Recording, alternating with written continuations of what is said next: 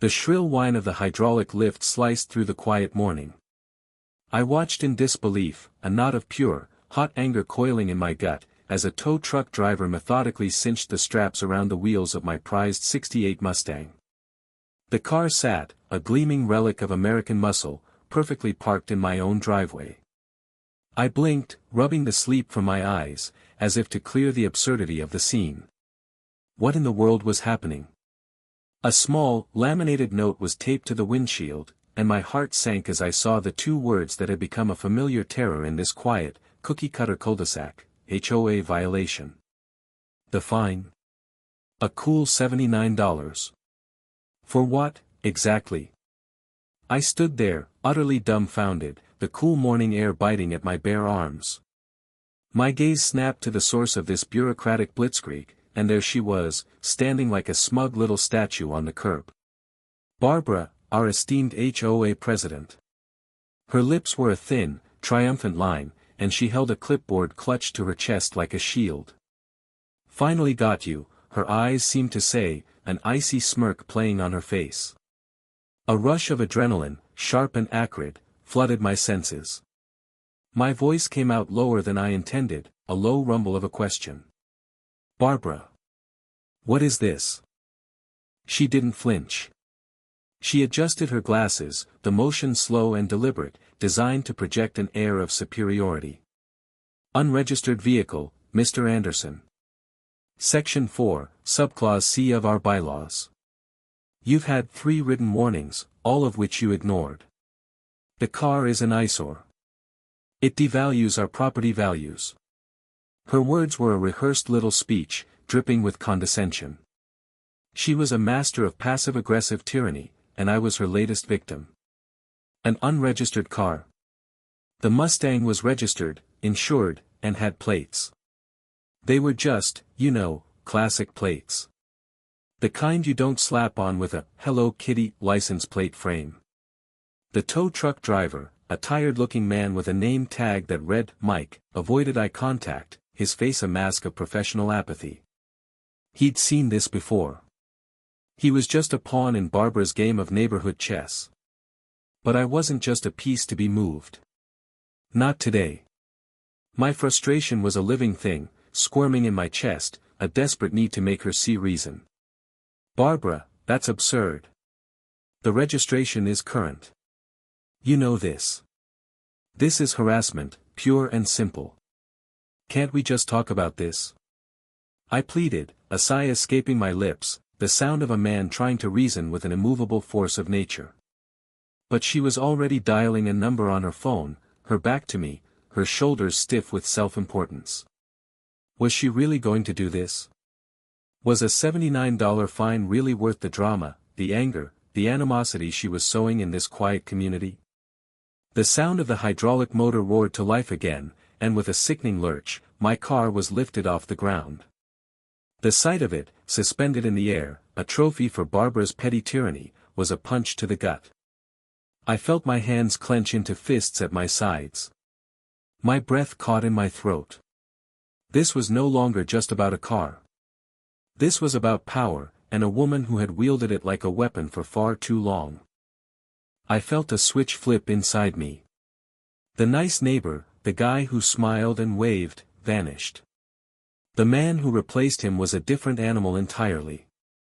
My hand, shaking with a mix of fury and disbelief, went into my pocket. My wallet was there, and in a flash of motion, I pulled it out. My fingers fumbled past my driver's license and credit cards, searching for one particular item. Barbara, still on the phone, glanced over, a flicker of smug curiosity on her face as if she expected me to just hand over a check.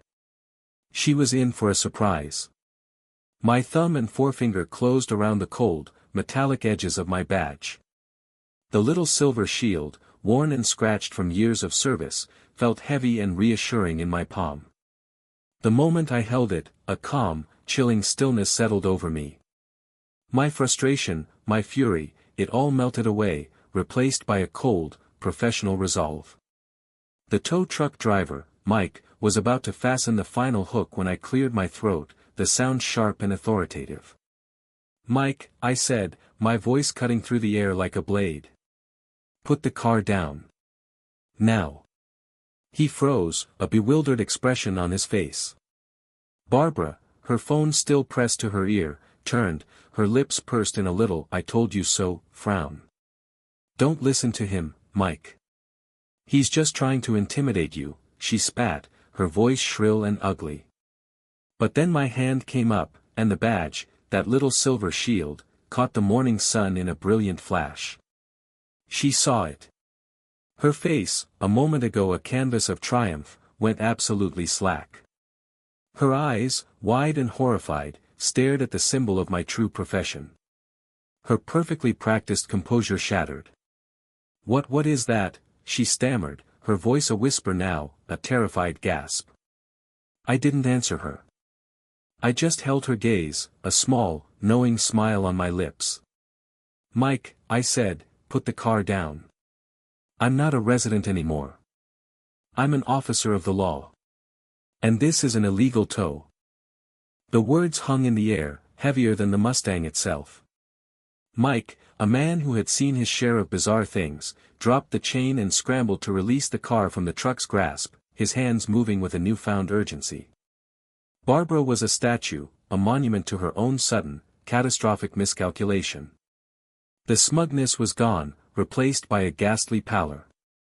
Her phone, forgotten, slipped from her trembling hand and clattered to the asphalt. The sound was deafening in the sudden quiet. A choked sound escaped her lips. You're a cop." Her voice was a cracked, pathetic thing. I finally lowered my hand, the badge once again hidden in my pocket, the cold steel a silent promise of what was to come. Veteran of 22 years, Barbara. A good portion of that in fraud and larceny. And I believe what you're doing right now, intentionally towing a legally registered vehicle under false pretenses, is a textbook case of both. The calm, flat tone of my voice seemed to terrify her more than any shouting would have. She stammered something about the bylaws, about her authority as HOA president. "Your authority ends where the law begins, Barbara. And your little game is over." My gaze swept to my car. A small red light blinked in the top left corner of the dashboard. Funny thing about my car, I mused, a cruel glint in my eye. It has a dashcam. And it's been recording this entire conversation. Every lie. Every threat. Every single word of your little charade. A gasp escaped her lips, a tiny, wounded sound. The air crackled with a new kind of tension, not of anger, but of a quiet, inevitable reckoning. Barbara, having lost her audience and her authority, began to crumble before my very eyes. Her face was flushed now, a sickly red, and her eyes, once so full of self-righteous fury, darted nervously between me, the now lowered Mustang, and the retreating figure of Mike, who was hastily getting back in his truck. This is an overreaction," she said, her voice trembling. "I was just doing my job." I let out a sharp, incredulous laugh. Your job is to facilitate a community, not to act as a one-woman despot. And funny you should mention your job, Barbara. Because I'm about to do mine." My hand went to my side, where I keep my work phone. The sight of it made her flinch. "I'm not calling a tow company, Barbara. I'm calling my precinct." The color drained from her face, leaving her ghost white. "Don't you dare," she shrieked, the last vestiges of her carefully constructed decorum finally snapping. "This is a civil matter," she cried, her voice cracking with desperation. But was it? Had she not engaged in a pattern of harassing behavior, a clear case of malicious intent? I didn't think so. And I knew the law better than she knew her bylaws. Just then, a rustling sound from the house next door. Old Mr. Henderson, a kind man who had lived here for 50 years, was slowly making his way out onto his porch. In his frail hand, he held a piece of paper. He squinted at Barbara, then at me. "Is everything all right, officer?" he asked, his voice weak but clear. Officer. The word hung in the air like a final, damning verdict. Barbara's head snapped to him, her eyes wide with terror. Mr. Henderson looked at the paper in his hand, a tired sigh escaping his lips. "I thought you should know," he said, holding it up for all to see. "I got this in the mail this morning. It's an email from Barbara to the entire HOA board.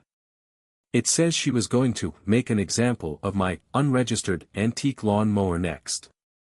He handed the paper to me, his hands shaking slightly. The email, a chain of venomous little plans and justifications, was the final, undeniable proof. Barbara was targeting people. One by one. The air grew heavy with the weight of her deceit. Barbara's world, her little kingdom of rules and regulations, was collapsing around her. The sight of Mr. Henderson's email, the truth laid bare, was too much. The arrogant tilt of her head, the confident posture, it all dissolved into a pathetic, shuddering mess. She wrapped her arms around herself, her shoulders hunched, her face contorted in a mask of shame and fear. She was no longer the all-powerful HOA president, she was a bully who had finally been caught. My phone was already to my ear, and I was speaking in a low, professional tone, the language of the precinct, of official reports and legal jargon. I listed the charges, calmly, methodically. Malicious mischief, attempted fraud, harassment. And I have a witness, a victim, and video evidence. Barbara, hearing the words, a cold, hard summary of her actions, made a small, wounded sound, like a mouse in a trap. Her body began to shake with silent, terrible sobs, and she stumbled backward, her gaze fixed on the ground. She was exposed, and the judgment wasn't coming from some obscure bylaw, it was coming from the law itself. The sound of her quiet, desperate weeping was a stark, heartbreaking contrast to the shrill, angry voice she had used moments before. One by one, other neighbors, drawn by the commotion, began to emerge from their homes. Their faces held no malice, no triumph, only a quiet, damning understanding. They had all, in their own ways, been victims of her petty tyranny. Their silence was more powerful than any shouts could have been. Their collective disapproval hung in the air, an invisible weight that finally crushed her. Her little reign of terror was over. The silence, once so peaceful and now so charged with the weight of this revelation, was broken only by the sound of her broken sobs. After I hung up the phone, I got into my Mustang, the engine turning over with a low, satisfying rumble. Mike, the tow truck driver, gave me a quick, grateful nod as he drove away. The neighborhood felt different. Lighter, somehow. The air seemed to hold less tension, the collective anxieties of the residents lifted like a heavy fog. It wasn't about the $79. It was never about the car. It was about standing up to a bully, about using the authority I had, not for personal gain, but for the quiet, unrepresented voice of the community. I thought of all the people who had simply paid the fine and moved on, all the small injustices that had been allowed to fester under Barbara's rule. I felt a sense of quiet victory, not for myself, but for Mr. Henderson, for the young couple down the street who had been fined for their overgrown rose bushes, and for all the others. True authority, I realized, doesn't come from a position or a clipboard. It comes from integrity, from standing on the right side of justice, and from having the quiet courage to speak up when others won't. I pulled out of my driveway, the sun glinting off the polished hood of my car, and drove toward the nearest coffee shop. The street was empty now, save for the collective sigh of a neighborhood finally able to breathe a little easier. What do you think? Did I handle this the right way, or was there a better path to take? Where do we draw the line between following rules and fighting injustice?